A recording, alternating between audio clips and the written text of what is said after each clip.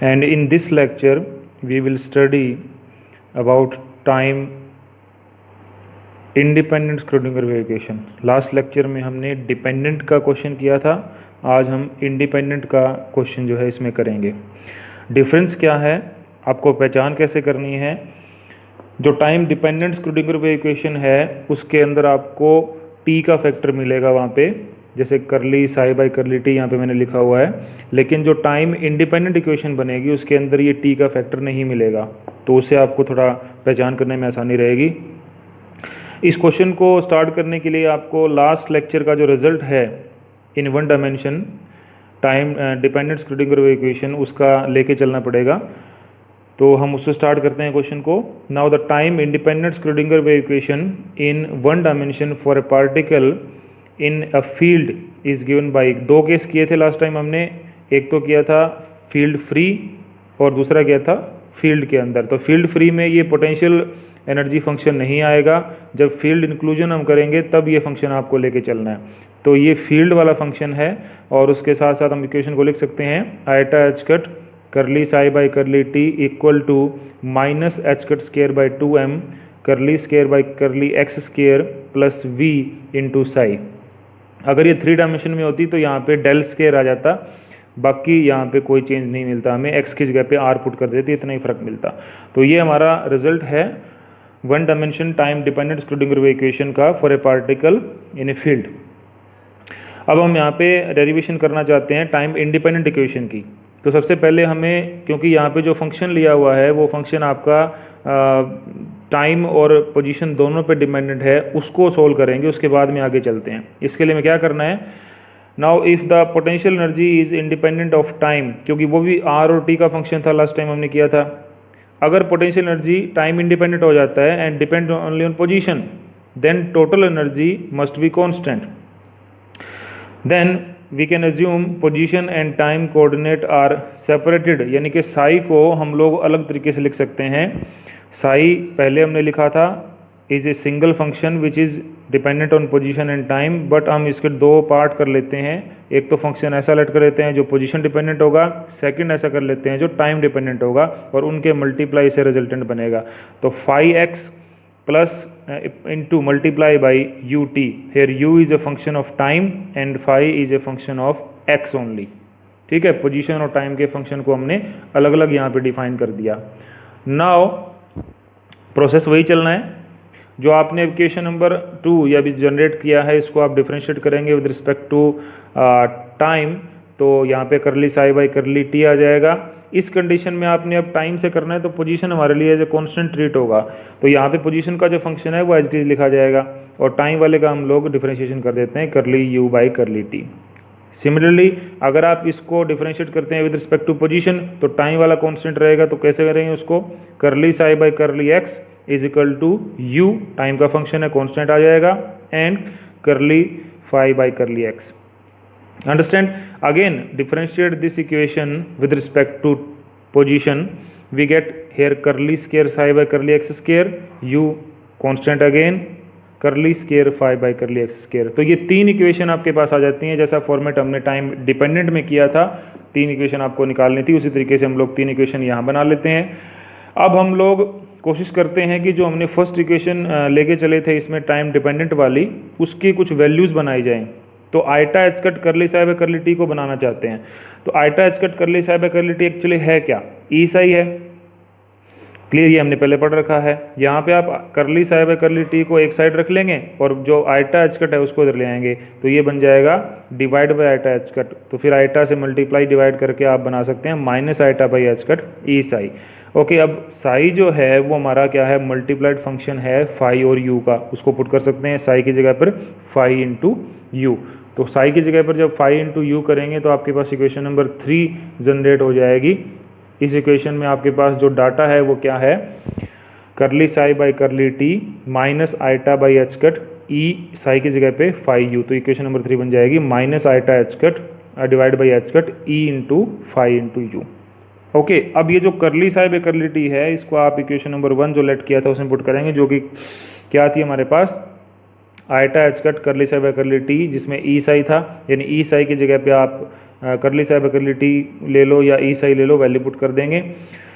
और साथ में क्योंकि आइटा एचकट था और यहाँ पे करली साइब करली टी की वैल्यू आपने ये पुट कर देनी है, तो ये मल्टीप्लाई में आ जाएगा minus iota by h cut E phi into u is equal to h cut square by 2m u, क्योंकि हमने इसमें राइट साइड में आपने देखा था वहाँ पे curly square psi by curly x square था, तो उसकी वैल्यू पुट करनी है आपने। Curly square psi by curly x square की वैल्यू जो हमारे पास क्या हो जाएगी, u curly square phi by curly x square, तो वो हो जाएगी। यहाँ पे u as a constant treat होगा।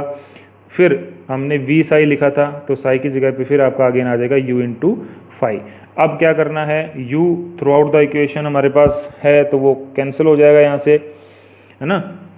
यू कैंसिल होने के बाद अब हम इस इक्वेशन को देखें तो इसमें टाइम इंडिपेंडेंट अपने आप ही बन गई, बिकॉज यू किसका फंक्शन था, टाइम का फंक्शन था, और फाई किसका फंक्शन था, पोजीशन का, तो यू जो है वो कैंसिल आउट हो चुका है। अब ये जो इक्वेशन रिमेनिंग हमारे पास रहती है ये टाइम इंडिपेंडेंट है, क्योंकि इसमें टाइम का कोई फंक्शन नहीं है।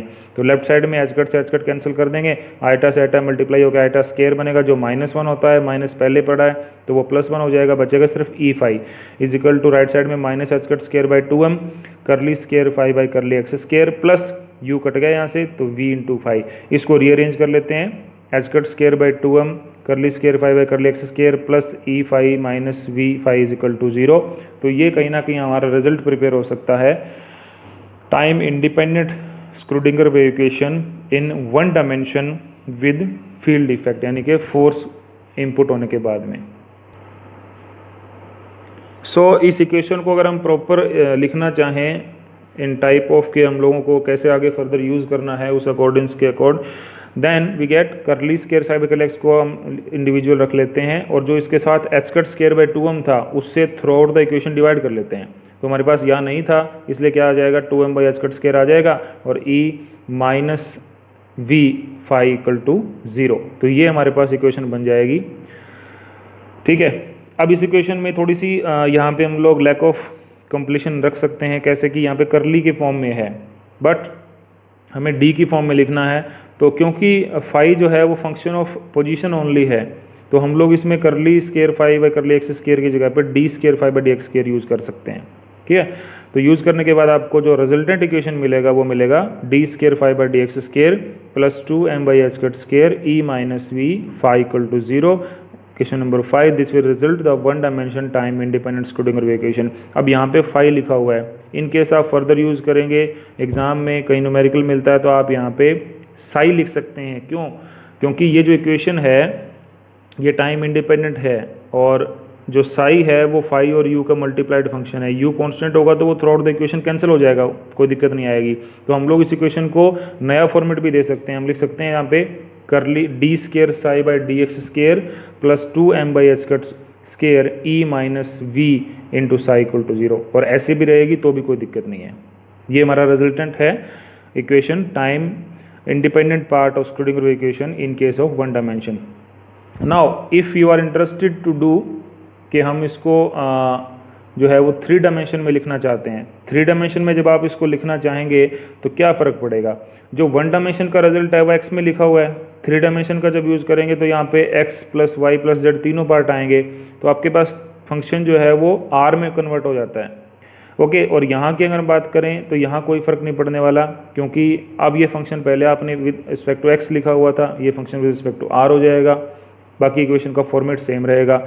Now in 3D phi is a function of r, and then in 3 dimension time independent Schrodinger wave equation will be given by del square phi r. Now r is the position coordinate which can contain x, y, z all. ठीक है, del square is written for curly square by curly r square. तो del square phi plus 2m by h cut square e minus v as it is, और यहाँ phi की जगह पे आप phi r लिख देंगे इक्वल टू 0। ठीक है, अब यहाँ पे जो r है इसको लिखने की जरूरत नहीं है। इन केस ऑफ 3 डायमेंशन अगर आप डायरेक्टली देखना चाहें तो it will be del square phi plus 2m by h cut square E minus v into phi equal to 0। तो ये जो रिजल्ट है हमारा, ये रिजल्ट आपको यहाँ पे कंप्लीट करता है time independent Schrodinger wave equation in case of 3 dimension. So students, आपने यहाँ पे याद रखना है कि दो इक्वेशन हमने कर लिया है प्रीवियस लेक्चर में और इस लेक्चर को मिला के। एक तो किया था हमने टाइम डिपेंडेंट स्क्रूडिंगर इक्वेशन और एक हमने किया है टाइम इंडिपेंडेंट स्क्रूडिंगर इक्वेशन। ये इक्वेशंस बहुत इंपॉर्टेंट हैं, आप इनको अच्छे से बारे बारे लिख के या जैसे भी एक्सप्रेशन आपको याद होता है करके रखेंगे, क्योंकि आगे बहुत सारे क्वेश्चंस हमने सोल्व करने हैं। सेकंड यूनिट में भी आपको काम आएगा और न्यूमेरिकल अगर आपको बनता है कोई भी तो उसके अकॉर्डिंग भी आप इसको सोल्व कर सकते हैं। तो ये मोस्ट इंपॉर्टेंट है और इसकी फर्दर बहुत एप्लीकेशन है। In case of your career की फिजिक्स में आप बनाना चाहते हैं तो आगे इसको यूज़ करा जाएगा, तो इसको अच्छे से आप लोगों ने करना है। Now we can do on another topic, wave function, जो कि बड़ा बेसिक सा टॉपिक है, and its physical significance. Question is wave function and its physical significance. First of all, we have to know what is wave function. वैसे तो हमने use कर लिया, अभी डिटेल किया था लास्ट लेक्चर में और आज के लेक्चर में साई, ठीक है। ये वेव फंक्शन है हमारे यहाँ पे। तो ये है क्या, किस तरह का फंक्शन है, क्या कंसिडरेशन करता है, क्या रिजल्टेंट आपको प्रोवाइड करता है, उसके बारे में ये क्वेश्चन है। And second is physical significance. Physical significance is something कि वो फंक्शन हमें एप्लीकेशन क्या देता है, उसका क्या यूजफुलनेस है, उसके अकॉर्डिंग उसको डिफाइन किया जाता है।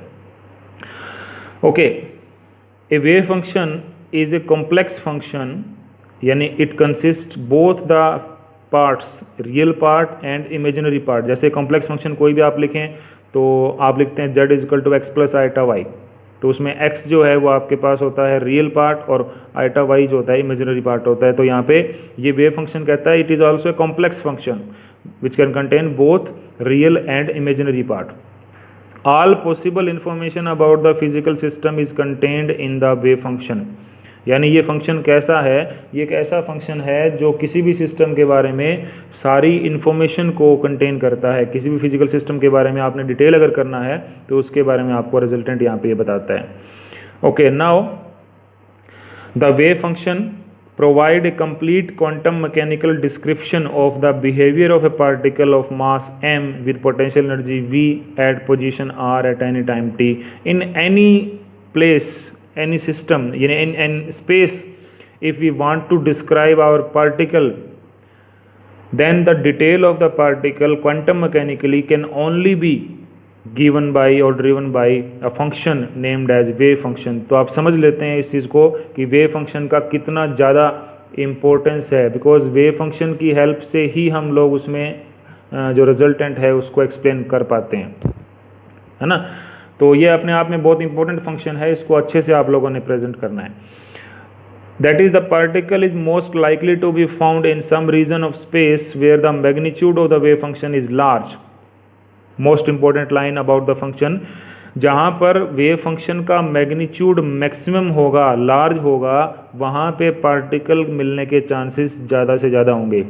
It's most likely to be found, यानी वेव फंक्शन की मैग्नीट्यूड वैल्यू पे डिपेंड करता है कि पार्टिकल यहाँ प्रेजेंट है या नहीं है। स्पेस में कहीं भी आप देखोगे वेव फंक्शन का मैग्नीट्यूड आपको ज़्यादा मिलेगा तो आप लेट करके चलेंगे वहाँ पे कि फंक्शन हमारा ज़्यादा आ रहा है, तो लेट कि पार्टिकल यहाँ पे पॉसिबिलिटी मैक्सिमम मिल रही है। इसका उल्टा भी पॉसिबल है। In other region of space where the magnitude of function is small then the particle is not likely to be present. जहाँ पे फंक्शन का वैल्यू कम होगा मैग्नीट्यूड का, वहाँ पर आपको पार्टिकल मिलने के चांसेस उतने ही कम हो जाएंगे। यानी बिल्कुल क्लियर है, जहाँ पे वेव फंक्शन का रिजल्ट ज़्यादा मिलता है मैग्नीट्यूड का, वहाँ पार्टिकल मिलने के चांसेस ज़्यादा हैं। दूसरे भाषा में समझ लो, प्रोबेबिलिटी ज़्यादा है। और जहाँ पे आपको रिजल्ट कम मिलता है वेव फंक्शन के मैग्नीट्यूड का, वहाँ पे पार्टिकल मिलने के चांसेस उतने ही कम हो जाते हैं। तो ये बड़ा इंटरेस्टिंग यहाँ पे पॉइंट है। नाउ जैसे प्रोबेबिलिटी की हमने बात करी, प्रोबेबिलिटी के बारे में हम लोग यहाँ पे डिफाइन कर सकते हैं। Probability of finding a particle with in the volume element dv of dx dy dz about point r at any time t is given by p into dv is equal to psi square into dv। Actual में psi square क्या है? psi square, psi mod square is exactly psi mod square is psi star psi। अब ये psi star psi में psi क्या है? psi तो वो फंक्शन है जो इनिशियल आपने लिया। psi star क्या है? It is it's complex conjugate. psi का कॉम्प्लेक्स कंजुगेट है, ये आपको आना चाहिए, बेसिक कंसेप्ट है। कॉम्प्लेक्स कंजुगेट कैसे डिफाइन करते हैं, बड़ा आसान है। तो हमारे पास यहाँ पे probability is equal to psi mod square into d v is equal to psi star psi into d v. It is the only formula to determine the probability density. Most important part है, कई बार exam में question आपको numerical का मिलता है यहाँ से। क्लियर।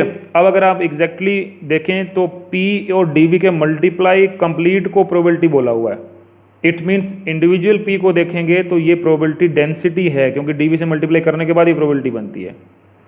क्लियर। तो ये आपने याद रखना। इसी तरीके से राइट साइड में भी dV मल्टीप्लाई किया हुआ है। अगर आप सिर्फ साई स्टार साई को देखें या साई मोड स्केयर को देखें तो भी ये प्रोबेबिलिटी डेंसिटी ही आपको बताएगा। तो यहाँ से हम लोग फिजिकल सिग्निफिकेंस लिख सकते हैं इसके बारे में कि साई क्या है। साई एग्जैक्टली देखा जाए तो has no physical significance, but psi का जो मैग्नीट्यूड वैल्यू है या इस फॉर्मूला से साई का जो रिजल्ट आता है साई स्केयर का, वो हमें आंसर देता है प्रोबेबिलिटी के बारे में। Practically it is use to find out the probability of the particle described by psi and at any point. यानी जहाँ पे आपको ये मिलेगा कि फंक्शन ज़्यादा है वहाँ प्रोबेबिलिटी भी ज़्यादा आएगी, तो हम ये मान सकते हैं पार्टिकल मिलने के चांसेस बढ़ जाते हैं। जहाँ पे प्रोबेबिलिटी कम आती है वहाँ पे पार्टिकल मिलने के चांसेस कम हो जाते हैं। ओके, अब हम लोग फंक्शन को किस तरह का कंसिडरेशन कर सकते हैं, फंक्शन कैसा होना चाहिए, उसके बारे में एक आधा पॉइंट यहाँ पे नोट किया जा सकता है। Like conditions satisfied by the wave function, मतलब फंक्शन कैसा होना चाहिए। First of all, function must be finite everywhere. In any case function must be finite everywhere. Space में कहीं भी ले लें, जैसे ये प्लेन पेज को ले लेते हैं, यहाँ पे अगर आप फंक्शन की बात करें तो फंक्शन की वैल्यू आपके पास फाइनाइट होनी चाहिए। It should not be infinite, because जैसे ये इनफाइनाइट हो जाएगी आपका प्रोबेबिलिटी का फॉर्मूला इन्फिनिटी आंसर करेगा। प्रोबेबिलिटी की वैल्यू आपको पता है इतना हो नहीं सकती है, which can not be taken. तो फंक्शन आपका क्या होना चाहिए, फाइनाइट। फाइनाइट होगा तभी आप उसकी वैल्यू के अकॉर्डिंग पार्टिकल के चांसेस प्रोड्यूस करेंगे। Function must be single valued at each and every point in space. ऐसा नहीं होना चाहिए कि अगर आप एक्सपोज ग्राफ प्लॉट करते हैं function versus the position, then आपको ये मिले कि एक पोजीशन के ऊपर दो रिजल्ट आ रहे हैं वेव फंक्शन के, तो वो गलत है। ठीक है, each and every point the function must be have single value. पूरे सिस्टम में कहीं भी किसी भी एक पर्टिकुलर पोजीशन के ऊपर आप देखेंगे तो आपका फंक्शन एक ही रिजल्ट आंसर करे, दो ना करे। अगर दो करता है तो वो फंक्शन हम कंसिडरेशन में नहीं ले सकते हैं। Okay, further both function and its first derivative must be continuous everywhere. Function and its first derivative यानी psi and curly psi by curly x must be continuous everywhere. मतलब आपके पास ऐसा नहीं होना चाहिए कि फंक्शन का रिजल्ट कुछ भी आ रहा है, सपोज इसका रिजल्ट एक कांस्टेंट क्वांटिटी आ गया 2, और आप इसको जब डिफरेंशिएट करेंगे तो करली साई बाय करली एक्स तो 0 बन जाएगा। तो ऐसा नहीं होना चाहिए, 0 नहीं बनना चाहिए, इसकी वैल्यू आनी चाहिए, क्योंकि हमें करली square Sai by curly x square भी फाइंड आउट करना है फर्दर इक्वेशन को कंप्लीट करने के लिए। तो अगर ये 0 हो जाएगा, ये कांस्टेंट आंसर आ जाएगा, तो रनिंग आंसर नहीं आएगा, तो हमें फिर उसका सेकंड जो डेरिवेटिव मिलना है वो 0 मिल जाएगा, तो इक्वेशन 0 हो जाती है वहाँ पे, तो वो हम नहीं कर सकते हैं, है ना। तो ये आपको याद रखना है। And last one most important, psi must be normalisable. Normalisation of function एक क्वेश्चन हम करेंगे इस यूनिट के एंड के अंदर। एक क्वेश्चन आपको मिलेगा अगले लेक्चर्स के, हो सकता है उससे अगले लेक्चर में मिल जाए, कि फंक्शन जो है वो नॉर्मलाइज फंक्शन होना चाहिए। It must be normalise function. अब नॉर्मलाइज फंक्शन क्या होता है, नॉर्मलाइज फंक्शन का सीधा सीधा मतलब है कि उसके अकॉर्डिंग आपका एक कंडीशन आपको सेटिस्फाई करना है। जैसे अभी हमने डेल स्केयर साई और psi star psi into d v निकाला, हम उसके अकॉर्डिंग इसकी डेफिनेशन को डिफाइन करेंगे, ठीक है। और वो उस इक्वेशन को, कंडीशन को सेटिस्फाई करता हुआ अगर होगा तो वो नॉर्मलाइज्ड होगा, अगर नहीं करता हुआ होगा तो नॉर्मलाइज नहीं होगा। कई बार हमें फंक्शन मिलते हैं बाय डिफ़ॉल्ट जो नॉर्मलाइज होते हैं पहले से, but in some time cases हमें फंक्शन नॉर्मलाइज नहीं मिलता, तो हमें सोल्यूशन करने से पहले उस फंक्शन को नॉर्मलाइज करना पड़ता है। क्लियर। तो वो नॉर्मलाइज करने के लिए हमें उस नॉर्मलाइजेशन कंडीशन को फॉलो करना पड़ेगा, तो वो नॉर्मलाइज आता है। एक ऑर्थोगोनैलिटी भी कंसेप्ट आएगा further in this unit. Orthogonality भी हम लोग लेके चलेंगे, तो एक क्वेश्चन, एक लेक्चर हम लोग लगाएंगे, नॉर्मलाइजेशन और ऑर्थोगोनैलिटी दोनों ही उसके अंदर हम लोग डिस्कस करेंगे। सिमिलरली हमें इसमें फर्दर करना है लेट ऑपरेटर्स। एक अच्छा क्वेश्चन आता है न्यूमेरिकल पॉइंट ऑफ व्यू से, ऑपरेटर्स के बारे में हम डिस्कस करेंगे। उसके बाद में हमें प्रोबेबिलिटी डेंसिटी, करंट डेंसिटी के कंसेप्ट के अकॉर्डिंग काम करना है। And last but not the least, expectation values का एक क्वेश्चन आता है, उसको करना है। तो मान के चलो आपकी ये 2 या 3 लेक्चर मुश्किल से लगेंगे, 2 लेक्चर के अंदर मैं इस यूनिट को समराइज़ कर दूंगा, कंप्लीट कर दूंगा, तो हमारा सिलेबस फर्स्ट यूनिट का कंप्लीट हो जाएगा। यहाँ तक आप इसमें कर लेना। Okay, thank you.